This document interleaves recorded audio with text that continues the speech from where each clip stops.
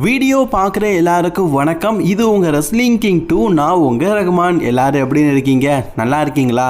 இன்றைக்கி நம்ம சேனலில் பார்த்தீங்கன்னா நம்ம கெவின் ஓவன்ஸ் மீண்டும் டபிள்யூக்கு வர போகிறாரு. அதை பற்றி ஒரு அப்டேட் அவரே சொல்லியிருக்காரு.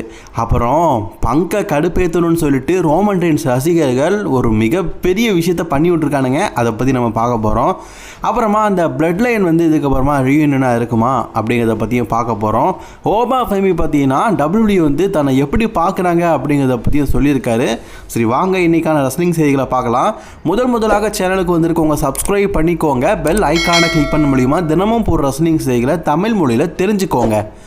முதல் செய்தியை நம்ம யாரை பற்றி பார்க்க போகிறோம்னா கெவின் ஓவன்ஸை பற்றி தான் பார்க்க போகிறோம். கெவின் ஓவன்ஸ் 2025 கரெக்டாக இதே நேரம் மார்ச் மாதம் பார்த்தீங்கன்னா W last year elimination chamber பேப்பரையும் நடத்துனாங்க. அந்த எலிமினேஷன் சேம்பர் பேப்பரில் இவருக்கு ஒரு மிகப்பெரிய இன்ஜுரி நெக்கில் ஏற்பட்டது. அதன் காரணமாக அவரால் பார்த்தீங்கன்னா இதுக்கப்புறமா ரெஸ்லிங்கில் சர்வை பண்ண முடியாதுன்னு சொன்னாங்க. பட் ஆனால் சர்ஜரிலாம் தேவையில்லை. பட் ஆனால் அவர் சண்டை போடக்கூடாது, கொஞ்ச நாள் ரெஸ்ட் எடுக்கணும் அப்படிங்கிற மாதிரி சொன்னாங்க. ஸோ நான் சர்ஜரியாக பார்த்தீங்கன்னா சின்ன மைனர் சர்ஜரி, அதாவது ஓப்பன் சர்ஜரி இல்லாமல் சின்ன மைன்யூட்டான சர்ஜரி மூலிமா கெவின் ஓவன்ஸ் இப்போவே நல்லா இருக்கார்.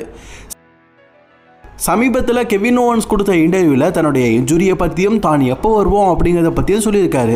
தற்போதைக்கு எனக்கு நல்லாவே இருக்குது, முந்தி மாதிரி பெயின் எதுவுமே இல்லை, அண்ட் டாக்டர்ஸ்கிட்டையும் நான் போகிறதில்லை, நான் இப்போ ஃபுல் அண்ட் ஃபுல் ரெஸ்ட்டில் தான் இருக்கிறேன். 2026 நீங்கள் என்னை எதிர்பார்க்கலாம், அதாவது மிடில் என்னை எதிர்பார்க்கலாம் அப்படிங்கிற மாதிரி சொல்லியிருக்கிறாங்க. ஸோ நம்ம கெவின் ஓவன்ஸ் இந்த 2026 மீண்டும் ரெஸ்லிங் பண்ண வந்துடுவார். அதுலேயும் மிடில் எதிர்பார்க்கலாம் அப்படிங்கிற மாதிரி சொல்லியிருக்காரு. மிடில் அப்படிங்கும்போது கண்டிப்பாக பார்த்தீங்கன்னா இந்த ஜூன் ஜூலை அந்த மந்த்து தான் மேக்ஸிமம் சொல்லுவாங்க. ஸோ அந்த டைம் மீண்டும் பார்த்தீங்கன்னா கெவின் ஓவன்ஸ் நான் மீண்டும் ரெஸ்லிங் கெரியருக்கு வந்துடுவேன் அப்படிங்கிற மாதிரி சொல்லியிருக்காரு. ஆமாம், நெக் இன்ஜுரினா டேஞ்சர் தானாப்பா அப்படின்னு கேட்டிங்கன்னா டேஞ்சர் தான். பட் ஆனால் கெவின் ஓவன்ஸ்க்கு அந்தளவுக்கு ஏற்படலை. முன்கூட்டியே சுதாரிச்சு தான் தலைமை பார்த்தீங்கன்னா ரெஸ்ட் எடுக்க போயிட்டாரு. இப்போ ஓரளவுக்கு கியூராக இருக்கிறாராம். அதனால தான் நான் திருப்பி ரெஸ்லிங் கெரியருக்கு வரதுக்கு ரெடியாக இருக்கிறேன் அப்படிங்கிறத சொல்லியிருக்காரு. இரண்டாவது செய்தி நம்ம ஓபா ஃபெமி பற்றி தான் பார்க்க போகிறோம். 2026 ஓபா ஃபெமி தான் ஒரு டாப்பஸ்ட் ரெஸ்லர் ஆக போகிறார் போல இருக்குது. சமீபத்தில் 2K26 ப்ரொமோட்டரி வீடியோக்காக பார்த்தீங்கன்னா ஓபா ஃபெமி போயிருக்கிறாரு. அங்கே டபிள்யூ எப்படி ட்ரேட் பண்ணுறாங்க அப்படிங்கிறத பற்றி சொல்லியிருக்கிறாங்க. ஆக்சுவலி டபிள்யூ தன்னை எப்படி ட்ரேட் பண்ணுறாங்கன்னா 2024 பிராக் லெஸ்னர் என்ன பார்க்குறாங்க. அப்போ ஹல்க் ஹோகனுக்கு வயசு 48, பிராகுக்கு 25 வயசு. அப்படி சேலஞ்ச் பண்ணும்போது ஒரு மூமெண்ட் இருந்தது. அதே மாதிரி என்னுடைய வயசு 27, பிராகுக்கு 48, சேம் வைபோடு தான் அவங்க இருக்கிறாங்க அப்படிங்கிற மாதிரி சொல்லப்பட்டிருக்காரு. அதாவது ஹல்க் ஹோகனை பார்த்தீங்கன்னா அந்த டைமில் சேலஞ்ச் பண்ணி ஹல்க் ஹோகனையும் பீட் பண்ணி பிராக் லெஸ்னர் ஒரு மூமெண்ட் பண்ணியிருப்பார். அதே மூமெண்ட்டை தானும் பண்ணதுக்கு டபிள்யூ விரும்புகிறதா இன்டைரக்டாக சொல்லியிருக்காரு. ஆக்சுவலி ஓபா ஃபெமியை பொறுத்த வரைக்கும் எனக்கு எல்லா விதத்திலும் ஓகே, பிராக் லெஸ்னரே வீழ்த்தினா கூட அதுக்கான டேலண்ட் அவர்கிட்ட இருக்குது. பட் ஆனால் நான் இதனால் வரைக்கும் ஓபா ஃபெமிகிட்ட ஒரு நெகட்டிவான ஒரு விஷயமா சொல்கிறேன்னா அவருடைய தொப்பை தான். ஆக்சுவலி அவர் நடந்து வர்றாரு, ஓகே, வயிறு நடனா இருக்குது. ஆனால் அவர் ஃபிசிக்கலி பார்த்தீங்கன்னா உடம்பை கொஞ்சம் கட்டுமஸ்தாக காட்டினா நல்லா தான் இருக்கும். சமீபத்தில் டபிள்யூ பார்த்தீங்கன்னா ரெஸ்ல்மனியாக்கான கிராஃபிக்ஸை மாற்றி வடிவமைச்சிருக்கிறாங்க. இங்கே பாருங்கள், ஆரம்பத்தில் அவங்க போட்ட கிராஃபிக்ஸ் உங்களுக்கு தெரியும். பிராக் லெஸ்னரை காட்டிலும் ஓபா ஃபெமிக்கு 8 பேக்ஸ் இருக்க மாதிரி ஏமாற்றி காட்டியிருப்பாங்க. அந்த மாதிரிலாம் ஏமாற்றாமல் ரியாலிட்டிக்காகவே ஓபா ஃபெமி பார்த்தீங்கன்னா அதுவும் ரெஸ்லிங் கேரில் அவருக்கு ஒரு பெரிய ஃபியூச்சர் இருக்குது. ஸோ ரியாலிட்டிக்காகவே தன்னுடைய உடம்பை ஏற்றினா நல்லாயிருக்கும் அப்படிங்கிறது தான் என்னோட கருத்து. ஆக்சுவலி காய்ஸ், இதை வச்சு ஒரு ஃபன்னியான ஒரு நியூஸ் வந்தது. அது உங்களுக்கு தெரியுமா? நம்ம கோஃபி கிங்ஸ்டன் சொல்லியிருப்பார் தன்னுடைய எக்ஸ்பலத்தில். அதாவது பிராக் லெஸ்னருக்கும் கோஃபி கிங்ஸ்டனுக்கும் பார்த்தீங்கன்னா 2020 மேட்ச் நடந்திருக்கும்ல. அந்த டைமில் பார்த்தீங்கன்னா 2019. ஸோ அந்த டைமில் பார்த்தீங்கன்னா ஓபா ஃபெமி அவர் மாதிரியே தான் கோஃபி கிங்ஸ்டன் இருப்பார், என்ன ஒல்லியாக இருப்பார். அன்றைக்கி பிராக் லெஸ்னர் தோற்றதுனால நம்ம கோஃபி கிங்ஸ்டன் எக்ஸசைஸ்லாம் பண்ணி இப்போ இவ்வளோ பெரிய ஓபா ஃபெமியை நிற்கிறாராம். ஆக்சுவலி நீங்கள் ஓபா ஃபெமியும் கோஃபி கிங்ஸ்டனையும் சேம் டூ பார்த்தீங்கன்னா ஓபா ஃபெமி மெலிஞ்சா கோஃபி கிங்ஸ்டன் மாதிரி தான் இருப்பார். கோஃபி கிங்ஸ்டன் பெருத்த ஓபா ஃபெமி மாதிரி தான் இருப்பார். அதை வச்சு சொல்லியிருக்காரு, நான் பழிவாங்க வந்திருக்கிறேன் அப்படிங்கிற மாதிரி சொல்லியிருக்காரு. இந்த ஃபன்னு நல்லா இருக்குல்ல, நம்ம கோஃபி கிங்ஸ்டன் சொல்லியிருக்காரு. ஏக்கேலம் இந்த மாதிரி நடந்து முடிஞ்ச மண்டே நைட்டால் பார்த்தீங்கன்னா ரோமன் ரெயின்ஸ் பங்கை பார்த்து ஏக்கேலம் அப்படிங்கிற மாதிரி கூப்பிட்டுட்டாரு. கிளவேன் அப்படின்னு கூப்பிட்டதுனால பார்த்தீங்கன்னா பங்குக்கு கடுப்பாகிடுச்சு. அதனால் பார்த்தீங்கன்னா ரோமன் ரெயின்ஸ் அட்டாக் பண்ணிட்டாரு.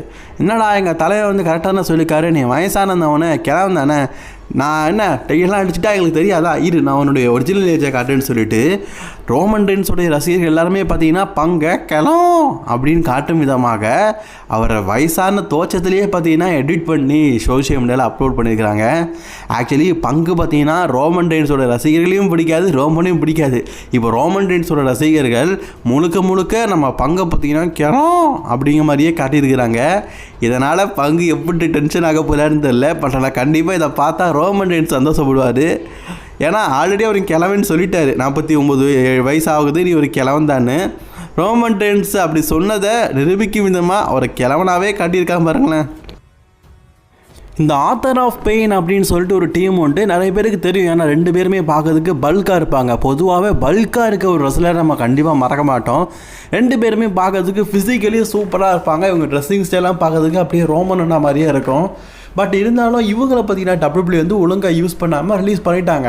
இப்போ ஆக்கம் வந்து சமீபத்தில் பார்த்தீங்கன்னா இன்டர்வியூ கொடுத்துருக்காரு. அதில் 2025 தாங்க ரிலீஸ் ஆகிறதுக்கான காரணத்தை பற்றி சொல்லியிருக்காரு. முதல்ல பார்த்தீங்கன்னா WWE வந்து இவங்களை கான்ட்ராக்ட் பண்ணி திருப்பி WWE கூட வந்தாங்க 2024. அப்போ கேரியன் கிராஸ் கூட சேர்ந்து ஒரு டீமை பண்ண வச்சுருப்பாங்க. ஆனால் முதல்ல கேரியன் கிராஸ் கூட சேர்ந்து டீமை பண்ண வைக்கிறதுக்கு அவங்க விரும்பலை. ஒரு டார்க் சைடாக Wyatt 6 தான் எங்களை சேர்க்கறதுக்கு விரும்பினாங்க. இந்த Wyatt 6 ஆல்ரெடி பார்த்தீங்கன்னா ஏரிக் ரோவர்ஸ் செலக்ட் ஆகிட்டாரு, நிக்கி கிராஸ் ஓகே. அதே மாதிரி டெக்ஸர் லூமிஸ் மற்றும் த்ரோ கிரேசி இவங்க 2 பேருமே கிடையாது. அதுக்கு பதிலாக எங்கள் 2 பேரையும் தான் சேர்க்கறதுக்கு WWE முயற்சி பண்ணாங்க. ஆனால் அது வேண்டாம். அதே நேரத்தில் நாங்கள் 2 பேருமே பார்த்தீங்கன்னா இன்னொரு பக்கம் வந்து சேரலாம் அப்படின்னு சொல்லிட்டு எங்களை கேரிங் கிராஸ் பக்கம் சேர்த்து விட்டாங்க.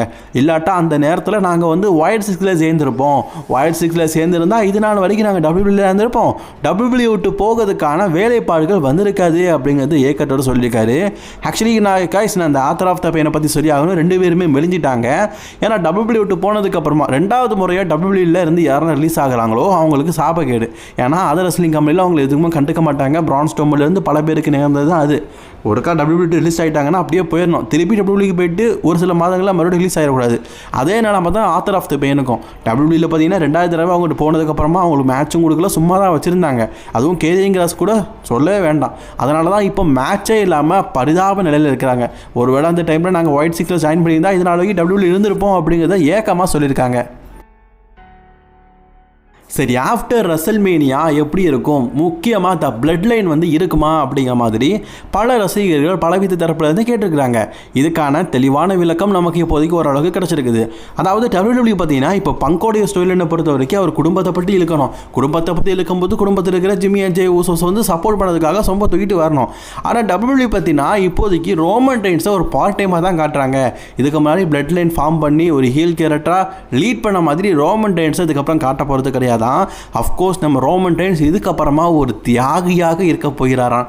என்ன தியாகிங்கிற அப்படின்னா என்ன அர்த்தம் கேட்டிங்கன்னா, சின்ன சின்ன ரெஸ்லர்ஸை பெரிய ஆளாக வளர்த்துட்டதுக்காக தியாகி அப்படிங்கிற பத்தத்தை போட போகிறாரு. ஏன்னா ரோமன் ரெயின்ஸ் மிஞ்சி போனால் இன்னொரு 3 வருஷம் 4 வருஷம் அப்புறம் ரிட்டைர்மெண்ட் ஆயிடுவார். அதனால் பார்த்தீங்கன்னா இன்னொரு ரெஸ்லரை வளர்க்கறதுக்காக, குறிப்பாக ப்ரான் பிரேக்கர் மாதிரியான இப்போ ஃபியூச்சர் ரெஸ்லர்ஸை வளர்க்கறதுக்காக ரோமன் ரெயின்ஸை தியாகியாக பயன்படுத்த போகிறாங்களா. அதனால் பிளட் லைன் ரூயினி அப்படிங்கிறது டவுட்டு தானா. அதுலேயும் குறிப்பாக என்ன சொல்லப்பட்டிருக்காங்கன்னா, ஜிம்மி அண்ட் ஜே ஊசோஸோடைய ஸ்டோரியை வேறு. அதுலேயும் ஜேவை வந்து ரொம்ப நல்ல டாக்டிமாக வச்சுக்க மாட்டாங்க, கூடிய சீக்கிரம் கொண்டு வந்துடுவாங்க. ரோமன் ரெயின்ஸ் வந்து இப்போ பங்கு கூட ஸ்டோர் லைன் போகிறாரு. அதுக்காக த பிளட் லைன் வந்து தேவைப்பட்டிருக்குது. அதுக்காக மட்டுமே தற்போதைக்கு சேர்த்து விட்ருக்காங்க. ஸோ இது வந்து கண்டினியூ ஆகிறதுக்கு வாய்ப்புகள் ரொம்ப கம்மி தான் அப்படிங்கிற மாதிரி சொல்லியிருக்கிறாங்க. ஸோ எனக்கு தெரிஞ்சு பார்த்தீங்கன்னா அந்த பிரான் பிரேக்கர் வந்து ரோமன் ரெயின்ஸ் கூட சம்மர் ஸ்லாமில் மோதுவார்னு நினைக்கிறேன். அது வரைக்கும் ரோமன் ரெயின்ஸ் மேபி சாம்பியன் ஆனால் நல்லா இருக்கும். சாம்பியன் ஆகாவிட்டால் இந்த டீம் வந்து ஃபார்ம் ஆகிறதுக்கு வாய்ப்பு இல்லை. சாம்பியன் ஆனால் மேபி இந்த பிளட் லைனாக சம்மர் ஸ்லாம் வரைக்கும் அவங்க ஒன்றா இருக்கலாம். சரி, இப்படி ஒரு செய்தி கிடச்சிருக்குது. உங்களோட கருத்துக்களை கமெண்ட் பண்ணிக்கோங்க. அண்ட் இணையகால ரசனிங் செய்திகள் அவ்வளோதான். பிடிச்சிங்கன்னா லைக், ஷேர், கமெண்ட் பண்ணிக்கோங்க. தொடர்ந்து வீடியோ பார்க்குறதுக்கு சேனலில் சப்ஸ்கிரைப் பண்ணிக்கோங்க.